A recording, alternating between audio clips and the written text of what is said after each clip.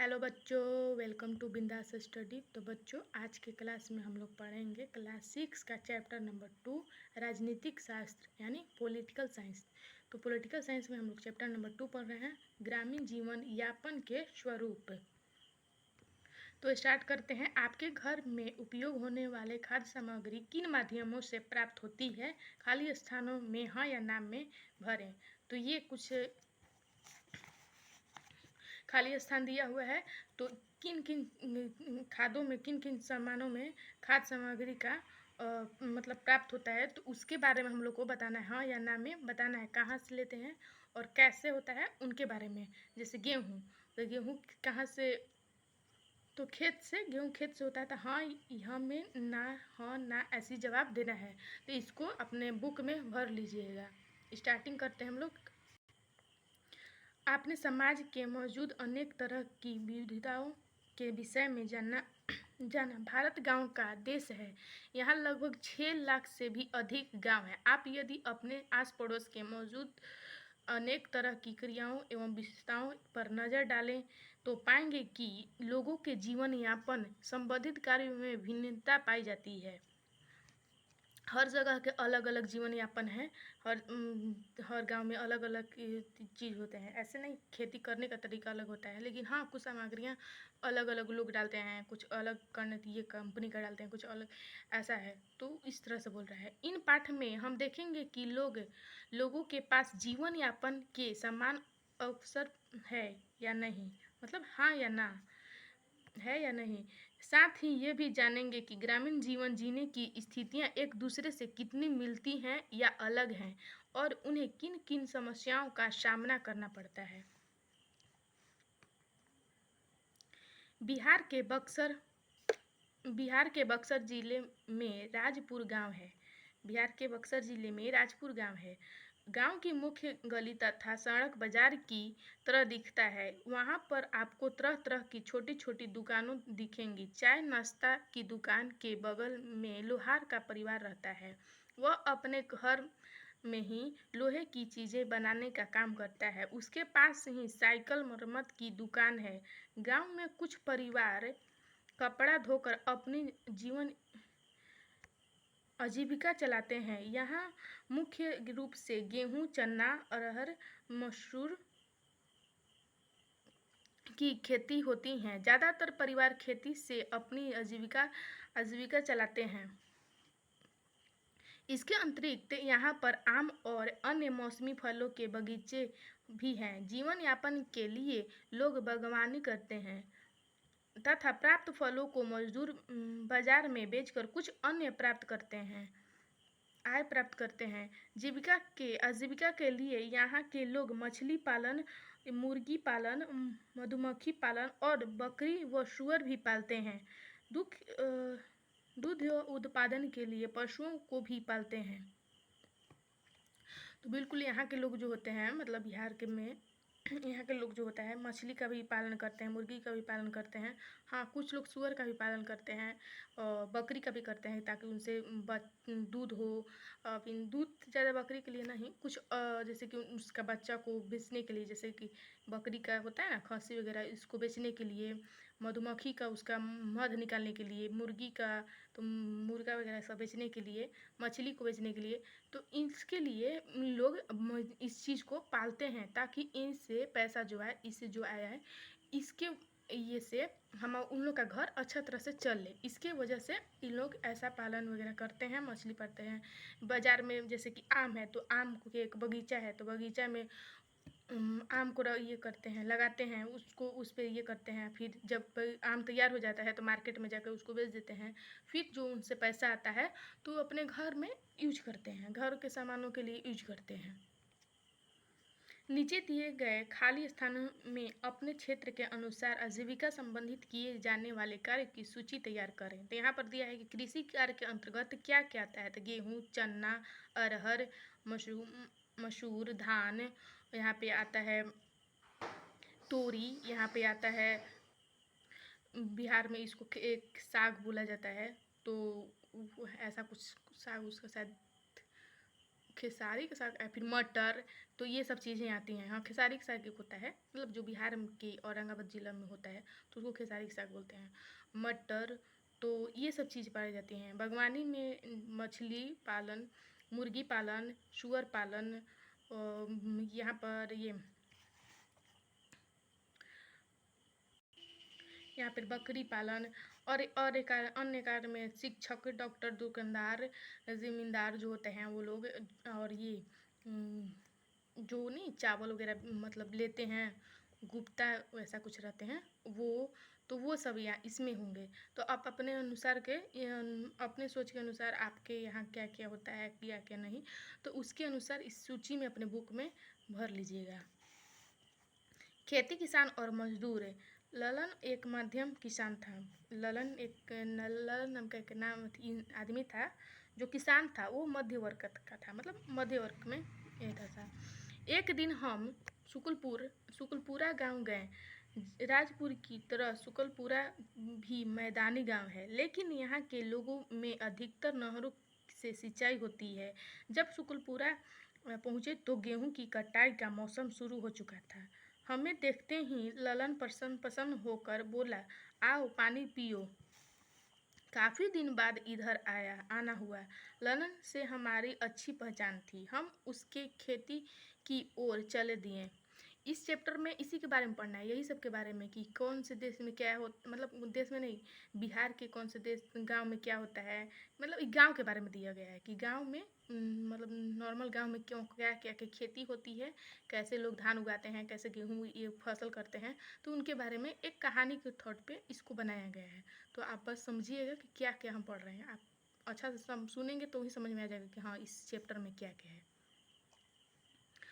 पहचान थी। खेत की मेड़ पर चलते हुए हमने खेत में लगे फसलों को भी देख रहे थे। गेहूं के साथ ही अन्य फसल भी घने और अच्छे लग रहे थे। ललन ने बताया कि इस बार अच्छी फसल की उम्मीद है। फसल के लिए इस बार समय पर खाद बीज के लिए पैसा का प्रबंध हो गया था। जब आप कोई भी फसल में समय समय पर उसका खाद पानी देते रहेंगे तो वो फसल अच्छा उगती है, अच्छा होगी। पैसा केसीसी किसान क्रेडिट कार्ड के माध्यम से मिल गया था और बारिश व नहर से सिंचाई भी समय पर हो गया था। दवा का कीटनाशक के प्रयोग के कारण फसल घनी और अच्छी हुई है। कीटनाशक के प्रयोग के कारण इनकी जो फसल है वो अच्छी हुई है। इनका कहने का मतलब ये है कि इस बार का जो फसल है अच्छा है, क्योंकि किसान क्रेडिट कार्ड से पैसा भी मिल गया था समय पर, और इन लोग ये अपने गेहूं के लिए अच्छे से बीज वगैरह समय पर ला दिए थे और पानी का भी प्रबंध समय पर हो गया था। इसके वजह से जो फसल है वो समय से मतलब अच्छा हो गया है, घनी हो गया है और अच्छा हो गया है।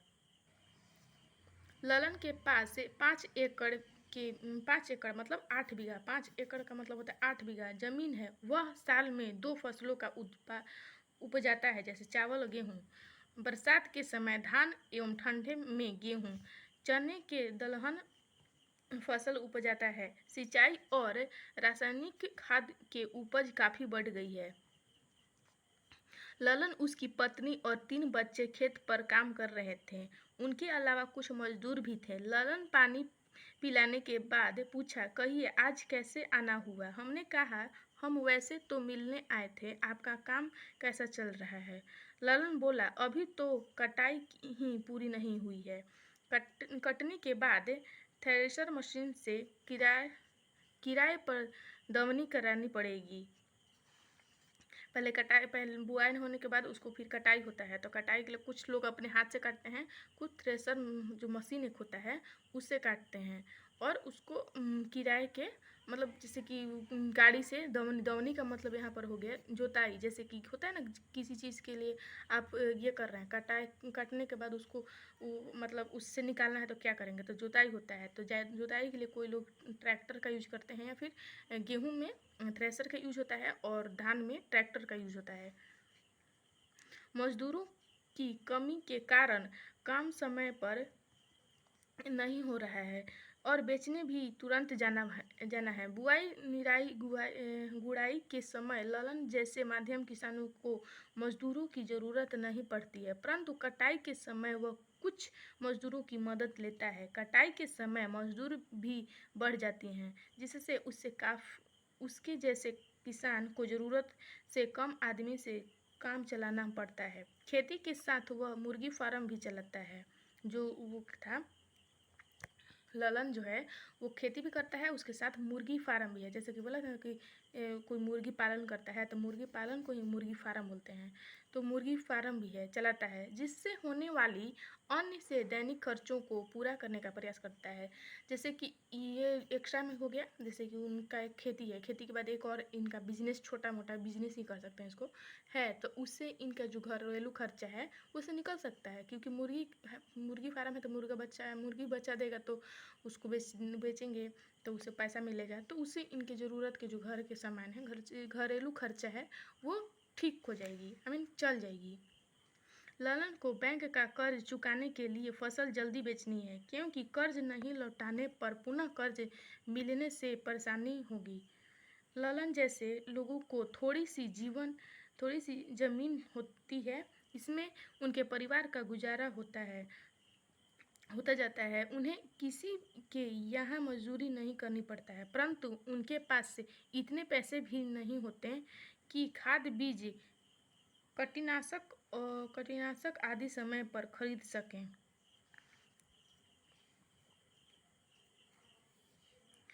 हमने ललन से जाने के लिए आज्ञा मांगी, क्योंकि हम वहाँ गांव के और लोगों से भी मिलना था।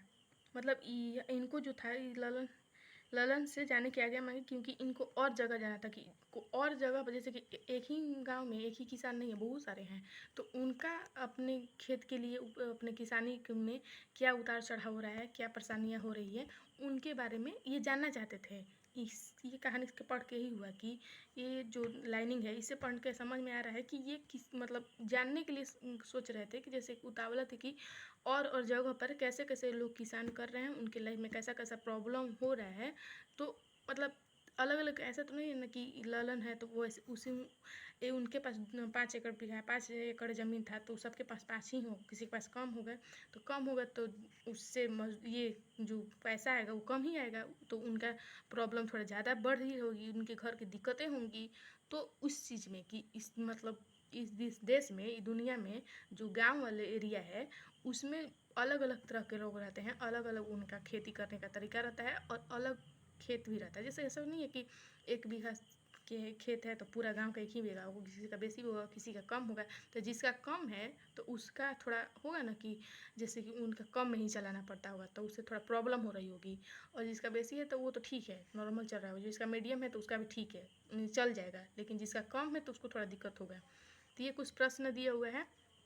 एक माध्यम किसान परिवार को आमतौर पर आजीविका चलाने हेतु कितनी भूमि की आवश्यकता होती है, शिक्षक के साथ चर्चा करें। मध्यम किसान दूसरे के खेतों के काम क्यों नहीं करते हैं। ललन के पारिवारिक आय में वृद्धि होने के अन्य 3 स्रोत बताएं। तो ये आपको बताना है, और ये चीज़ हम आपको टेलीग्राम ग्रुप बना रहे हैं, उसमें आप ज्वाइन हो जाइएगा, और आप इसके आंसर जो भी आपके मतलब सोच होगा इसके बारे में आपको लिख के टेलीग्राम पे भेज सकते हैं, हम आपका रिप्लाई दे देंगे। एक सीमांत किसान है जो कृपा शंकर ललन के घर के पास में ही एक कृपा शंकर का भी घर है, अतः वह हमें रास्ते में ही मिल गया। वह अपनी फसल बेचकर लौट रहा था, हमें वह अपने घर ले गया। हमने कृपा शंकर से पूछा, आपने अपनी फसल इतनी जल्दी क्यों बेच दी, क्यों बात की थी क्या, क्यों कोई बात थी क्या। देखिए यहाँ पर इनका एक क्वेश्चन बन गया, इसी से आपको समझ में आएगा, इस थॉट से, कि ये क्या आगे बात करेंगे। तो इसी से पता चल रहा है कि इनके मतलब लाइफ में कुछ मतलब इनके घर में उनके अकॉर्डिंग, उनके अनुसार इनका फसल कम है, और इनके मतलब थोड़ा प्रॉब्लम्स हैं। कोई बात थी क्या, अभी तो बाजार भी सस्ता है, अभी बेचने पर दाम कम मिलेगा। कृपया शंकर कुछ देर चुप रहा, फिर गहरी सांस लेते हुए बोला, मुझे नगद पैसों की ज़रूरत है। खेती से साल भर का खर्चा नहीं चल पाता। घरेलू खर्चे के लिए कर्ज लिया था, उसको देना है। साथ साथ अन्य कर्ज भी चुकाना है। कृपा शंकर के पास 1 एकड़ यानी 1.5 बीघा जमीन है। उसके पास खेती करने के लिए आधुनिक उपकरण नहीं है। उसे अपनी 1 एकड़ जमीन जोतने के लिए खाद बीज दवा सब कुछ उधार लेना पड़ता है। नहरों से सिंचाई तथा समय पर बारिश होने के कारण वह 2 फसल उपजाता है, पर उधार चुकाने के लिए वह अपनी फसल जल्दी बेच देता है। पैसे की कमी के कारण वह भाव बढ़ने का इंतजार नहीं कर सकता। खेतों से गुजरते हुए हमने पूछा, इस साल तुम्हारी फसल कैसी हुई? कृपा शंकर ने कहा, इस साल फसल कम हुआ है क्योंकि जितने पैसे चाहिए थे उतने का कर्ज नहीं मिल पाया। मेरे 1 एकड़ जमीन में केवल चार चार क्विंटल देखिए यहाँ पर क्विंटल 4 क्विंटल ही गेहूँ हुआ। 1 एकड़ जमीन में 4 क्विंटल ही गेहूँ हुआ। कृपया शंकर जैसे छोटे सीमांत किसानों को आसानी से कर्ज नहीं मिल पाता। जो छोटे जो ये रहते हैं खेती वाले, मतलब जैसे उनके पास ज़्यादा कम खेती नहीं है, उनको ज़्यादा पैसा नहीं मिल पाता है क्योंकि उन खेती पर लेते हैं ना। उन्हें कई बार महाजन या साहूकार से सूची ब्याज पर कर्ज लेना पड़ता है, क्योंकि इस कारण फसल काटते ही उसे बेचकर ब्याज समेत लिए गए कर्ज की रकम को लौटाने की जल्दी होती है। अगर समय पर कर्ज की रकम वापस ना की गई तो अत्यधिक ब्याज के कारण कर्ज की रकम, देखिए ब्याज मतलब यहाँ पर हो गया सूद। जो मान लो कि आप मेरे को 2 रुपया दे रहे हैं, हम आपसे बोले हैं कि अब आप मेरे को 2 रुपया दिए हैं तो हम 1 मंथ में आपसे 10 रुपया लेंगे। तो ये जो 10 रुपया है, ये जो 8 रुपया है, तो ये आपका ब्याज हो गया। अब ये 2 रुपया तो हम जो दिए हैं वो मेरा प्रॉपर्टी है, और जो हम आपसे 8 रुपये जो ले रहे हैं तो वो मेरा ब्याज हो गया। जो आप कर्ज लिए थे उसका आप सूद दे रहे हैं। को वापस कर पाना संभव नहीं होता। उनके पास ज़मीन कम होती है, इसलिए आमदनी वैसे ही कम रहती है। ऐसी स्थिति के कारण सीमिंता मतलब जो मध्य वर्ग के किसान होते हैं, खेती के नए नए तरीकों का उपयोग नहीं कर पाते। कृपया शंकर की परेशानियों को हम समझ रहे हैं। हमने उससे पूछा, अब तुम क्या करोगे? साल भर का गुजारा कैसे होगा? कृपा शंकर बोला, हम लोग प्रमोद के चावल मिल पर बाकी समय काम करते हैं। आसपास के गांव से चावल खरीदने में मदद करते हैं। कृपा शंकर के पास 2 गाय हैं। वे एक भैंस भी है जिसका दूध वह दुकानदारों एवं सहकारी समिति में बेचता है, जिससे कुछ अन्य प्राप्त होते हैं, मतलब आय प्राप्त होती है। दूध बेचता है, जिससे उसके पास 2 गाय हैं, एक भैंस है, तो उसका जो दूध है उससे वो दुकानदार के पास गांव में भी लोग बेच देते हैं, दुकानदार को भी दे देते हैं। तो बेचने के बाद कुछ पैसा आ जाता है, तो पैसे से वो अपना घर चलाते हैं। बाकी की जो खर्चा होता है, ये कुछ क्वेश्चन है, आप क्वेश्चन कर लीजिएगा, और नहीं होगा तो फिर हम जब आपको सारे नोट्स कंप्लीट करवाएंगे तो ये सब तो कंप्लीट हो ही जाएगा। कृपया शंकर सीमांत किसान है, मतलब सीमांत किसान मतलब यहाँ कहने का मतलब है कि मध्य, मतलब नॉर्मल है, जैसे होता है ना कि ना ज़्यादा मतलब धनी ना ज़्यादा गरीबी, मतलब मीडियम है। गरीब ही कह सकते हैं इसको ना। 1 बीघा कहाँ है और उनका 5 एकड़ था, इनका 1 एकड़ है, उनका 5 एकड़ है, तो 4 गुना उनका बेसी है ना, इनका 4 गुना कम है। तो वैसे हैं उन्हें अपनी ज़मीन से साल भर खाने के लिए अनाज नहीं हो पाता। बिल्कुल कैसे हो जाएगा, जहाँ मतलब किसान वो 1 एकड़ में ही वो दवा खेत के लिए जो खाद होता है, वो सूद में जो पैसा लिए हैं, वो जो आप पैसा सूद से लेते हैं, वो फिर जैसे जैसे मतलब अब उनका अगर अपना खेत है तो मतलब ज़्यादातर पैसा नहीं बचेगा, और कुछ चावल मतलब वो कम दाम में बेच भी दे रहे हैं, तो कैसे हो जाएगा? नहीं हो पाता है। उन्हें दूसरे के खेतों में भी खेती करना पड़ता है, खेती मतलब खेती मजदूरी की तरह खेती और घर के खर्चे के लिए उन्हें समय समय पर कर्ज भी लेना पड़ता है। तो हाँ, अब कर्ज भी ले रहे हैं तो कर्ज लेने के लिए सूद पर लेगा ना, तो सूद लेने के लिए इनको उतना पैसा नहीं हो पा रहा है। तो आज की वीडियो हम लोग यहीं पर रखते हैं, कल हम लोग पढ़ेंगे। तो कल हम लोग यहाँ से स्टार्ट करेंगे। ये कहानी ही है, तो प्रमोद के बारे में, एक बड़ा किसान है जो, तो उसके बारे में हम लोग कल पढ़ेंगे। आज की वीडियो यहीं पर रोकते हैं। अगर मेरा वीडियो पसंद है तो प्लीज़ वीडियो को लाइक शेयर एंड सब्सक्राइब। दो चैप्टर कंप्लीट कर लिए हैं, 6 का, पॉलिटिकल साइंस का कर लिए हैं, ज्योग्राफी का कर लिए हैं और इतिहास का, यानी हिस्ट्री, ज्योग्राफी और भूगोल का कर लिए हैं हम लोग दो चैप्टर। तो इसके बाद हम नोट्स से थोड़ा आपको पढ़ा देंगे, तो आपको थोड़ा उससे टॉपिक कवर हो जाएगा कि हाँ क्या है। और वो चीज़, कुछ चीज़ इससे मिलता जुलता रहेगा और कुछ चीज़ें रहेगी कि आने वाले समय में आप जो इसमें पढ़ेंगे, बुक्स में पढ़ेंगे, NCERT बुक में, तो वो नोट्स आपको मदद करेगी। आप पढ़ लेंगे तो पहले पढ़ने के कारण थोड़ा आपको हेल्प हो जाएगा और उससे मदद मिल जाएगी। तो इसलिए आपको भी नोट्स भी कवर करवा देंगे। और इस वीडियो को यहीं पर रखते हैं। अगर मेरा वीडियो पसंद है तो फिर से एक बार लाइक शेयर एंड सब्सक्राइब कर दीजिएगा। मिलेंगे नेक्स्ट वीडियो में, तब तक पढ़ाई करते रहिए। All the very best.